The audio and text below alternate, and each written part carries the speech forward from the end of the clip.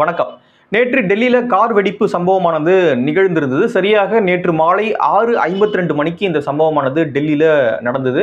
எங்க நடந்தது அப்படின்றது முக்கியமாக நம்ம பார்க்க வேண்டியது, செங்கோட்டைக்கு எதிர்ல இருக்கக்கூடிய ஒரு இடத்துல, அதாவது மெட்ரோ ஸ்டேஷன் வாசல்ல அங்க அந்த பகுதியில இந்த கார் வெடிப்பு சம்பவமானது நிகழ்ந்திருக்கு.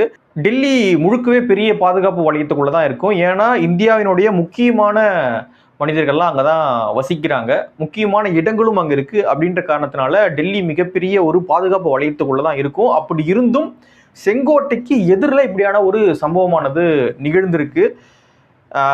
இந்த சம்பவம் பயங்கரவாத தாக்குதலா அல்லது விபத்தா அப்படின்ற ஒரு முடிவுக்கு இன்னும் மத்திய அரசு வராம இருக்காங்க. ஊப்பா சட்டம் தான் போடப்பட்டிருக்கு. என்ஐஏ விசாரணை பண்றாங்க. அப்படி இருந்தும் என்ன நடந்திருக்கு, எதனால் நடந்திருக்கு, யார் இதை நடத்திருக்கா அப்படின்ற இன்னும் தெளிவான முடிவுகள் எதுவும் வெளிவராம இருக்கு. விசாரணையானது மத்திய அமைப்புகள்லாம் விசாரணையை பண்ணிட்டு இருக்காங்க. என்ஐஏ போன்ற அமைப்புகள்லாம் தீவிரமான விசாரணை பண்ணிக்கிட்டு இருக்காங்க. இதுல யார் ஈடுபட்டிருக்காங்க அப்படின்னு பாத்தீங்கன்னா, அதாவது இந்த கார் ஓட்டிட்டு வந்தவங்க, அந்த கார் தான் வந்திருக்கு. ஹரியானா பதிவெண் கொண்ட ஒரு காரு. அன்னைக்குதான், அதாவது நேற்று நடந்திருந்தது இல்லையா, நேற்று அதாவது 10ஆம் தேதி தான் ஹரியானால இருந்து அந்த கார் டெல்லிக்குள்ள வந்திருக்கு அப்படின்றதெல்லாம் சிசிடிவி காட்சி மூலயமாக கண்டுபிடிச்சிருக்காங்க.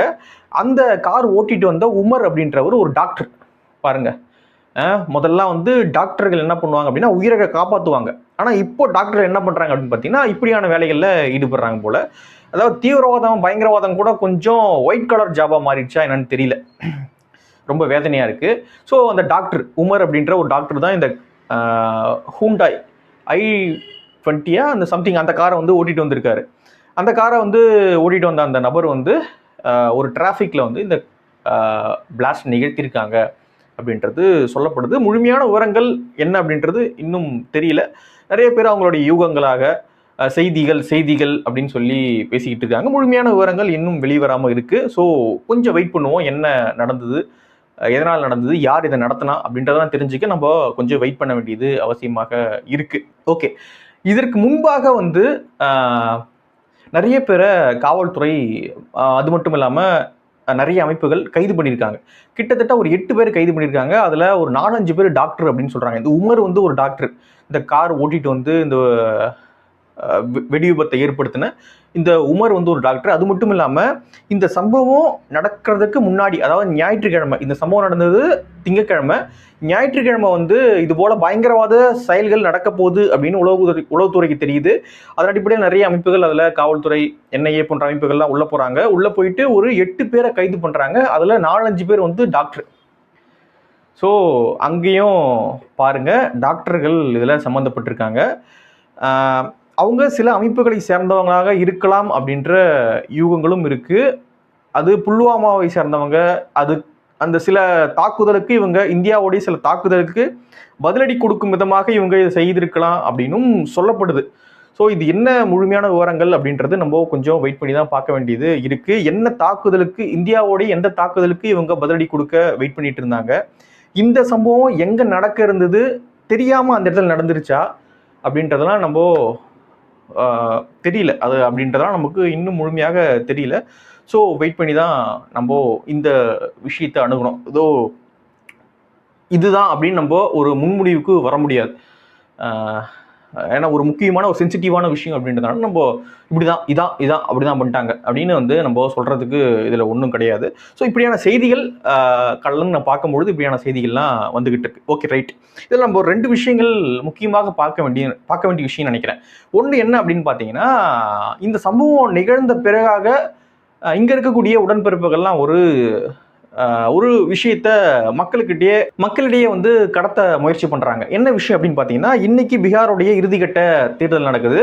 இந்த தேர்தலுக்காக இந்த பாம் பிளாஸ்ட் திட்டமிட்டு நிகழ்த்தப்பட்டதா அப்படின்ற ஒரு விஷயம் அப்படின்றத அவங்க மக்களிடையே கடத்த முயற்சி பண்றாங்க. அதாவது இது சதி திட்டம், பயங்கரவாத திட்டம்லாம் கிடையாதுங்க. மக்களுடைய ஓட்டை வாங்கணும் அப்படின்றதுக்காக சில கட்சிகள் இதை திட்டமிட்டு நடத்தியிருக்காங்க அப்படின்றது அவங்க சொல்ல வரக்கூடிய செய்தியாக இருக்கு. நீங்க அந்த பதிவுகள்லாம் பார்த்துருப்பீங்க. பத்திரிகையாளர்கள் அப்படின்ற போர்வையில் உட்காந்துக்கிட்டு இப்படியான விஷமமான கருத்துக்கள்லாம் சிலர்லாம் பதிவு பண்ணிட்டு இருக்காங்க. இது என்ன அளவுல முற்றிலும் அபத்தமான ஒரு விஷயம். ஒரு நாட்டினுடைய பாதுகாப்பு சம்பந்தமான ஒரு விஷயத்துல எந்த கட்சியும் இப்படியான சமரச வேலைகளை செய்துக்க மாட்டாங்க. இது ஒரு மாநிலம். பீகாரில் நடக்கும்போது ஒரு தேர்தல், அதுவும் இறுதிக்கட்ட தேர்தல் நடக்க போகுது. ஒரு கட்டம் முடிஞ்சு போச்சு, இது 2வது கட்டம் நடக்க போகுது, கடைசி கட்டம். இங்க ஓட்டை வாங்கணும் அப்படின்றதுக்காக, மக்களை போலரைஸ் பண்றோம் அப்படின்றதுக்காக இப்படியான சம்பத்தை திட்டமிட்டு நடத்தியிருக்காங்க அப்படின்ற தோரணையில பதிவுகள்லாம் போடப்படுது அப்படின்றது உண்மையாகவே அபத்தமாக, அடிமுட்டாள்தனமான பதிவுகளாக தான் நான் பார்க்குறேன். ஸோ இதை நான் பதிவு பண்ண விரும்புகிறேன். என்னடா இப்படிலாம் பதிவு போடுறீங்க அப்படின்ற மாதிரி இருந்துச்சு. ஸோ அதனால் நான் அந்த விஷயத்தை இங்கே சொல்லணும் அப்படின்னு நினச்சேன். அதே போல் இன்னொரு விஷயம் என்ன அப்படின்னா, இப்படியான பயங்கரவாத தாக்குதல்கள், இப்படியான சம்பவங்கள்லாம் நடக்கும்பொழுது குறிப்பாக ஒரு சமூகத்தை டார்கெட் பண்ணுறது வழக்கமாக இருக்கும். அதே போல் சில சமூகங்களை டார்கெட் பண்ணி சிலர் பதிவு போடுறதையும் நம்மளால் பார்க்க முடியுது. அவன் எப்படி அறிவில்லாம அறிவிலியாக அப்பாவி மக்களை கொல்றானோ அவனுக்கு நோக்கம் கிடையாது. அப்பாவி மக்கள், அவனுக்கு என்ன தெரியும், அவனை போய் கொல்றமே அப்படின்ற ஒரு குறைந்தபட்ச நாலேஜ் கூட இல்லாம அந்த பொறுக்கிங்க, அந்த அயோக்கியன்கள் இந்த வேலையை பார்க்குறாங்க. கிட்டத்தட்ட 13 பேர் இறந்து போயிருக்காங்கன்ற செய்தி. அவங்க திருமணத்துக்கு பர்ச்சேஸ் பண்ண போனவங்க, மருத்துவமனைக்கு போனவங்க, வேலையை விட்டு வந்தவங்க, இப்படி 13 பேர் இறந்து போயிருக்காங்க அப்படின்ற செய்தி டெல்லியில். இன்னும் சிலர் என்ன பண்றாங்க அப்படின்னா, அவனுங்க அப்படி பண்றானுங்க அப்படின்றதுக்காக இங்க இருக்கக்கூடிய ஒரு சமூக மக்களை கார்னர் பண்றது, புள்ளி பண்றது அப்படின்னா ஒரு சம்பவமும் நடக்குது. ஸோ அதுவும் நான் நடக்க வேணாம் அப்படின்னு நினைக்கிறேன். ஏன் அப்படின்னா, இவங்களும் அப்பாவிகள் தான், இவங்களுக்கு ஒன்றும் தெரியாது இல்லை, அவன் எவனோ நிகழ்த்துறான், எவனோ உத்தரவு போடுறான், எவனோ நிகழ்த்துறான் அப்படின்ற ஒரு விஷயம் நடக்குது.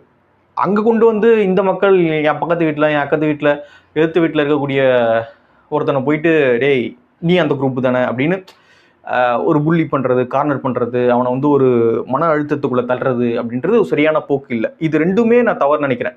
பீகார் தேர்தலுக்காக திட்டமிட்டு நடத்திட்டாங்க ஒரு கட்சி அப்படின்னு சொல்கிறதையும் நான் முற்றிலுமாக மறுக்கிறேன். அதே போல் எவனோ ஒருத்தவன் பண்ணுறதுக்கு என்னுடைய எதிர்த்து வீட்டில் இருக்கக்கூடியவனை கேள்விக்குள்ளாக்குறது இருக்குல்ல, ஸோ அதையும் நான் முட்டாள்தனமாக ஒரு விஷயமா தான் பார்க்குறேன். இப்படியான தாக்குதல் நடக்கும்பொழுது இப்படியான சம்பவங்களும் அதை ஒட்டி நிகழதை நம்மளால் பார்க்க முடியுது. இது உங்களுடைய கருத்து என்ன அப்படின்றதையும் நீங்கள் கீழே கமெண்டில் பதிவு பண்ணுங்க. இது விபத்தா அல்லது தீவிரவாத தாக்குதலா அப்படின்ற ஒரு இடத்துக்கு இன்னும் அரசானது வராமல் இருக்காங்க. விசாரணையானது போயிட்டு, என்ஐஏ போன்ற அமைப்புகள்லாம் விசாரணையானது பண்ணிக்கிட்டு இருக்காங்க. அந்த உமர், அந்த இறந்து போன அந்த காரில் வச்சு இறந்து போன அந்த உமருடைய சகோதரர்கள், அவங்களுடைய அம்மாவெல்லாம் கைது பண்ணியிருக்காங்க, காஷ்மீரில் வச்சு கைது பண்ணியிருக்காங்க. ஸோ ஃபர்தரான அந்த விசாரணையானது போயிட்டுருக்கு அப்படின்றதான் செய்தியாக இருக்குது. ஸோ மக்களும் கொஞ்சம் அமைதியாக என்ன அப்படின்றத பார்த்துக்கிட்டு பேசலாம். டக்கு எடுத்தோமா, ஒரு பதிவு போட்டோமா, ஓகே அப்படின்ற மாதிரி இருக்கிறது ஒரு சரியான போக்கு இல்லைன்னு நினைக்கிறேன். ஸோ உங்களுடைய கருத்து என்ன அப்படின்றதையும் நீங்கள் கீழே கமெண்ட்டில் பதிவு பண்ணுங்கள். நன்றி.